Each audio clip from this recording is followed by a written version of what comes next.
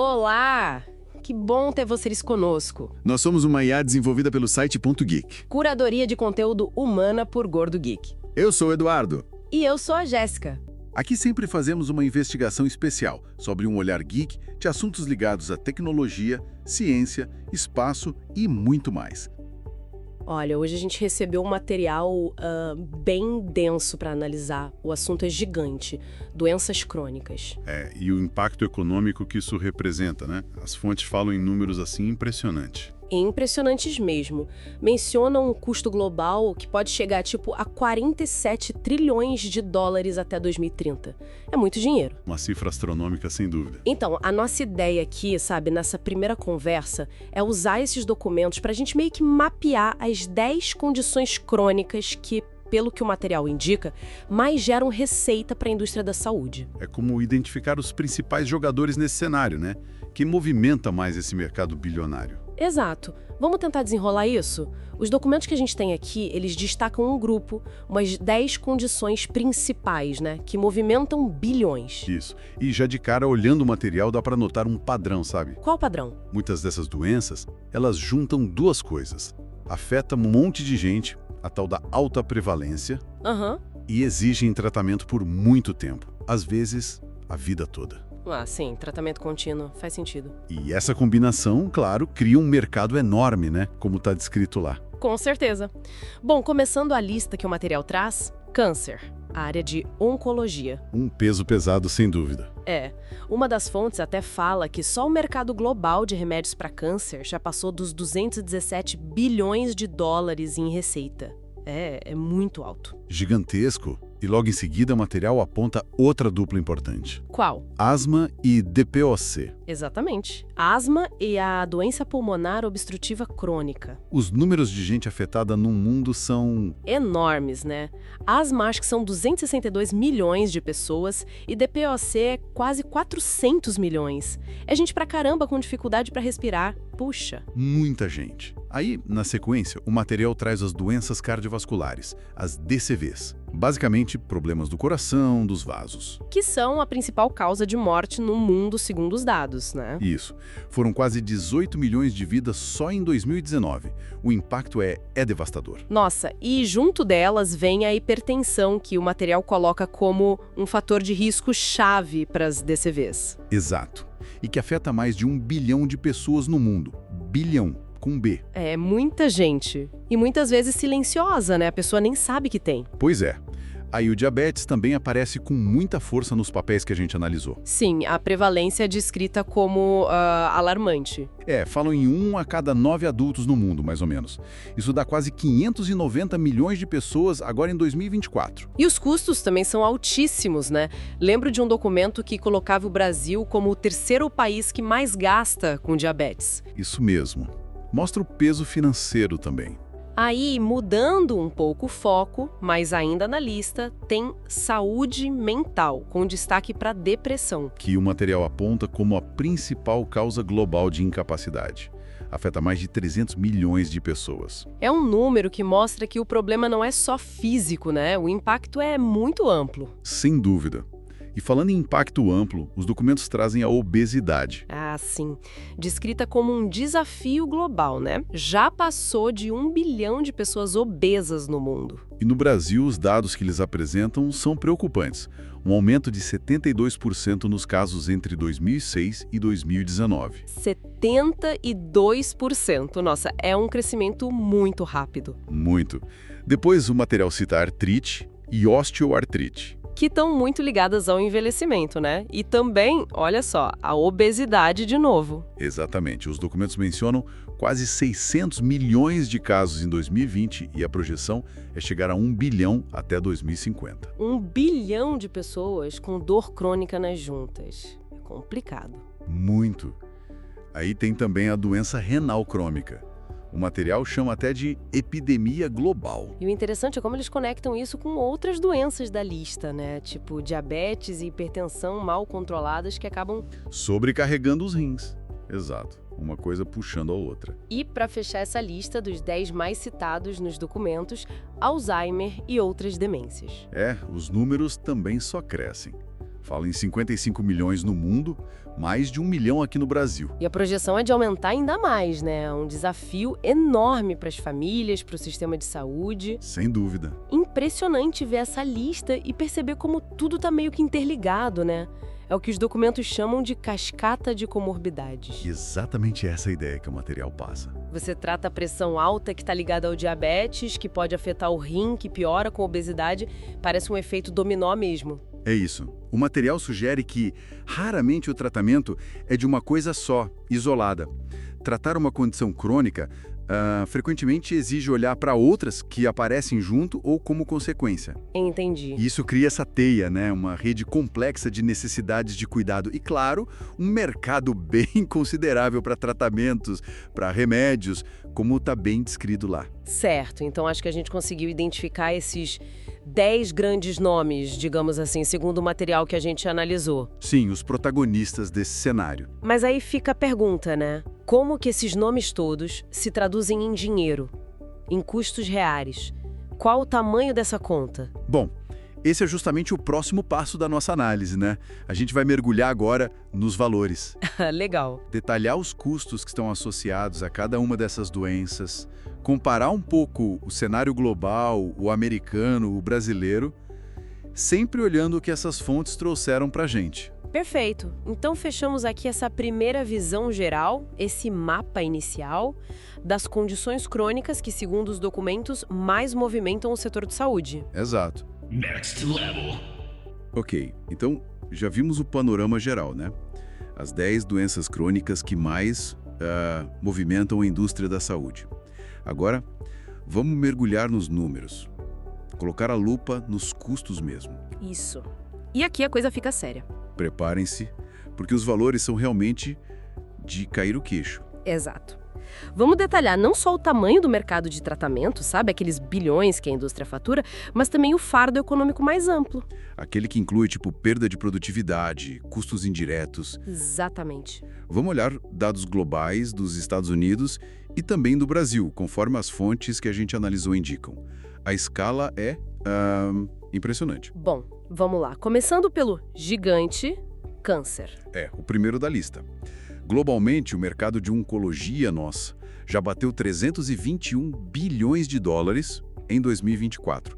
E a projeção, quase 1 trilhão, 903 bilhões de dólares até 2034. É uma projeção para triplicar, basicamente. E nos Estados Unidos, os números também são enormes. Já são 145 bilhões agora, né, em 2024, indo para mais de 400 bilhões até 2034. E do Brasil? A gente tem dados. Temos sim. O custo médio por paciente, lá em 2021, já passava de R$130 mil.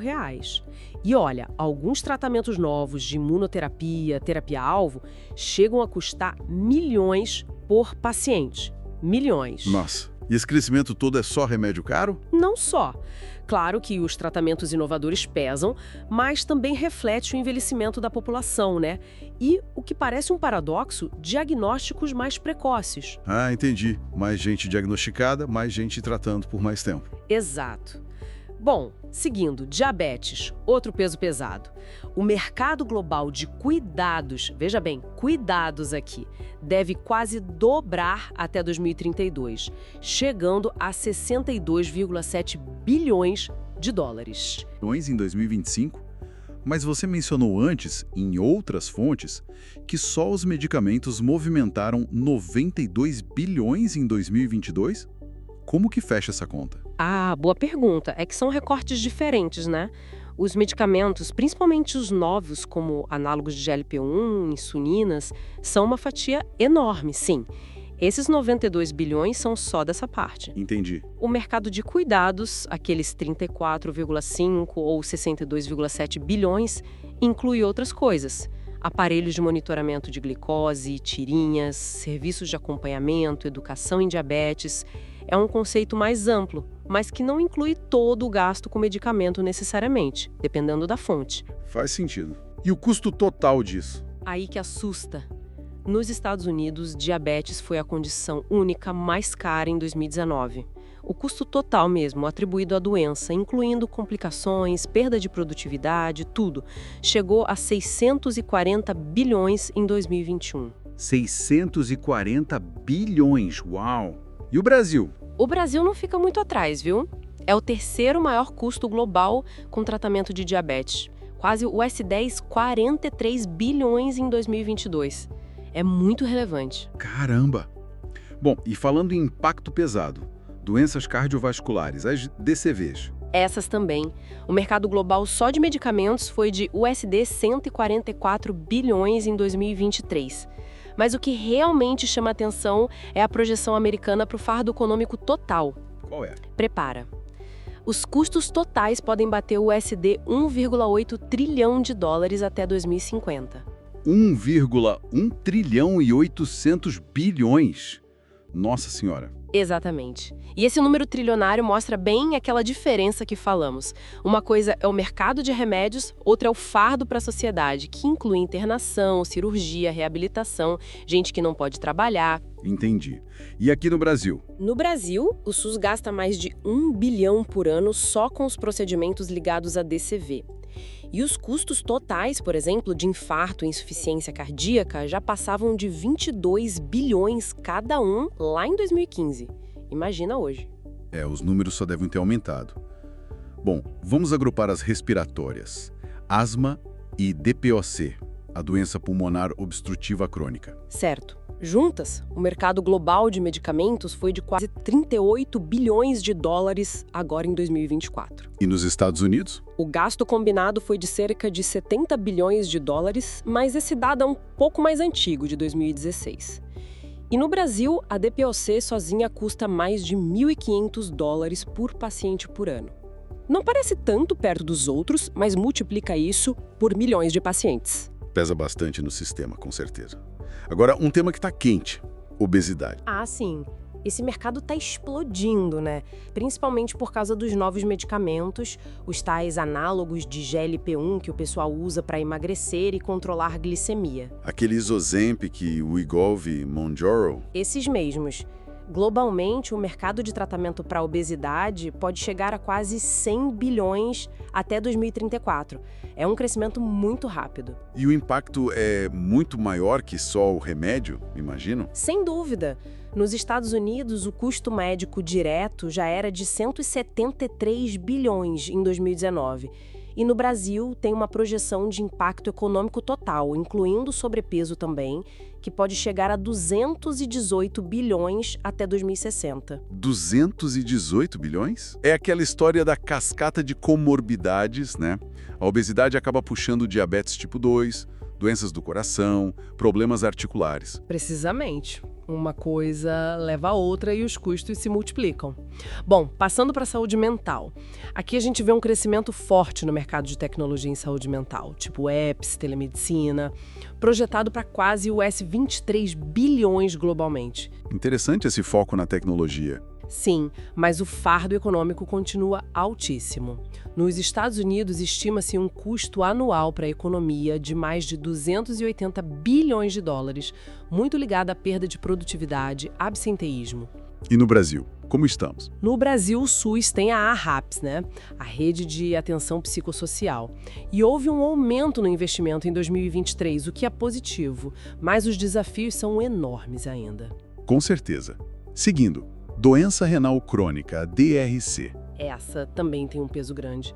Mercado global de tratamento na casa dos 122 bilhões de dólares em 2024. E nos Estados Unidos, o Medicare, que é o sistema público para idosos e alguns outros grupos, gastou o SS 87 bilhões só com DRC em 2019. É um dos maiores gastos do Medicare, com uma única condição. Os Estados Unidos têm o maior fardo de custos global para a DRC. E aqui? No Brasil, estima-se que afeta 1 em cada 10 adultos. E os custos diretos para o SUS foram de 3,6 bilhões em 2021, principalmente com diálise e transplante. 1 em cada 10 é muita gente. Próxima, Alzheimer. Alzheimer.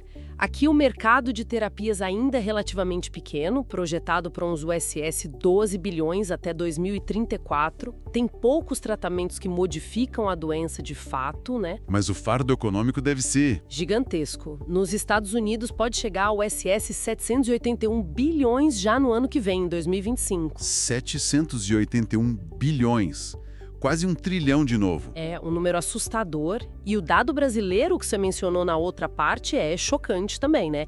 Quase 97 bilhões em 2022. E o pior, 78% disso são custos indiretos. Principalmente o trabalho não pago de cuidadores, geralmente familiares. É um custo invisível gigantesco. Exatamente. O custo que não aparece na fatura da farmácia ou do hospital, mas que pesa enormemente nas famílias e na sociedade. Bom, seguindo. Transtornos músculo-esqueléticos. Tipo artrose, osteoporose. Isso. Osteoartrite é um grande exemplo. O mercado global de terapias é de uns 9 bilhões de dólares, mas nos Estados Unidos foi a segunda categoria de doenças mais cara em 2019, com 109 bilhões em gastos. Segunda mais cara.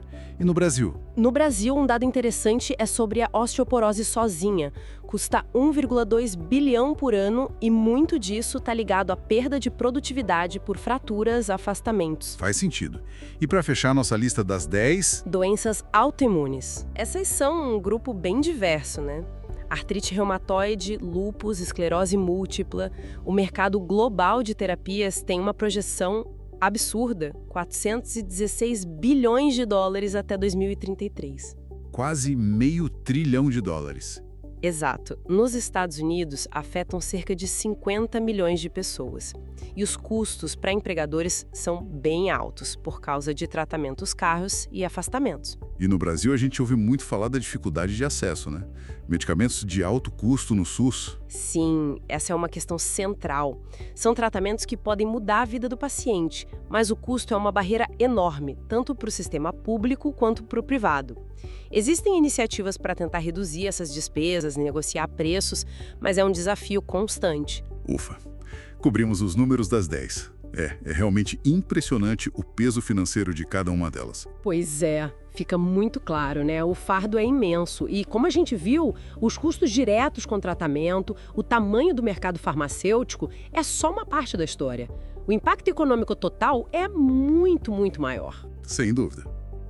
Bom, com essa base toda de custos que a gente levantou agora, fica a pergunta no ar, né?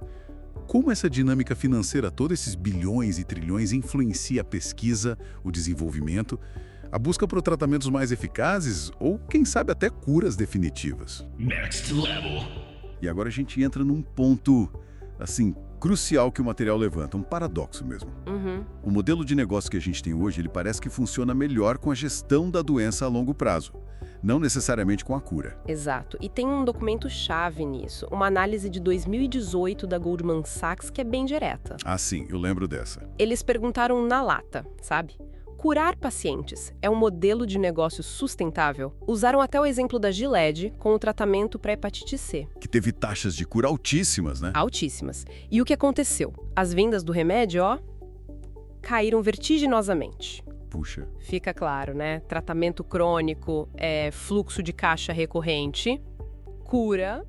Bom, cura é uma venda só, basicamente. Faz todo sentido financeiro olhando por esse ângulo. E aqui um número das fontes que, nossa, é de cair o queixo. Qual? Se a gente conseguisse curar aquelas 10 doenças principais que a gente comentou, a estimativa é que a indústria farmacêutica global perderia algo em torno de 9,46 trilhões de dólares. É um número realmente impactante. Quase 10 trilhões. Gigantesco. Mas, e esse é um mais importante que as fontes trazem, tem o outro lado da moeda. Que seria? A economia que isso traria para o sistema de saúde globais, a estimativa aí é de 37,86 trilhões de dólares. Nossa, bem maior. Muito maior. Se você fizer a conta, o benefício líquido para a sociedade, já descontando a perda da indústria, seria de quase 28,4 trilhões de dólares. Uau! A relação custo-benefício social, segundo a análise, seria de quase 4:1. 4 vezes mais economia gerada do que receita perdida pela indústria. Então, o que o material está mostrando para a gente é um desalinhamento de incentivos, né? Exatamente. De um lado, a indústria com um modelo que bem, lucra mais com o tratamento contínuo. Do outro, a sociedade com ganho enorme, econômico e de saúde, se houvesse a cura ou a prevenção. E mencionam até aquela cascata de comorbidades, né? Uma doença levando a outra. Obesidade, aí vem diabetes, problema cardíaco. Sim, isso acaba reforçando esse ciclo de tratamento de longo prazo e, claro, de receita. Faz sentido. E é por isso que as fontes começam a discutir a necessidade de repensar os modelos de negócio. Não dá para ignorar esses números. E o que eles sugerem? Tipo, como seria isso na prática? Bem, uma das ideias centrais é um redirecionamento pesado do investimento em pesquisa e desenvolvimento. Focar muito mais em terapias que curam de vez ou que previnem. Que hoje recebem menos verba, né? Comparado aos tratamentos contínuos. Bem menos, proporcionalmente. Outro ponto é criar novos jeitos de precificar e reembolsar essas curas. Porque não dá para cobrar do mesmo jeito um remédio que você toma a vida toda e um que resolve o problema de uma vez, né? Exatamente. É um desafio. O material fala em pagamentos baseados em resultados, sabe? A cura funcionou? Paga. Ou baseado no valor que aquela cura realmente entrega para a sociedade, para o sistema de saúde. Entendi. Falam até em acordos maiores, tipo o governo ou o sistema de saúde pagam um valor fixo para ter acesso àquela cura para toda a população. São os PLAJAs, acordos de licenciamento por pagador. Interessante. E além disso, aquelas tratadas por esses medicamentos blockbuster, como os GLP-1, que estão super em alta para diabetes e perda de peso. Essas curas seriam sim um desafio para o modelo financeiro atual da indústria farmacêutica. Isso ficou claro. Com certeza. Mas, por outro lado, o ganho para a sociedade em termos econômicos e de saúde pública seria monumental. A conclusão que fica é que a indústria vai precisar se adaptar, né? Não parece ter muita escolha a longo prazo. É por aí. E para fechar mesmo, tem uma reflexão que os dados levantam que é bem forte. Manda. A gente já gasta mais de 10% do PIB mundial com saúde. E esse número só sobe. População envelhecendo, doenças crônicas aumentando. Verdade. E o peso econômico total dessas doenças, se a gente incluir os custos indiretos, tipo perda de produtividade, que são trilhões por ano, esse peso é muito maior do que a receita que a indústria faz com os tratamentos. Nossa, é verdade. Nunca tinha pensado nisso. Então, diante desse cenário, buscar a cura, buscar a prevenção eficaz, isso deixa de ser só uma questão de saúde pública, né? Vira quase uma necessidade econômica. Exato.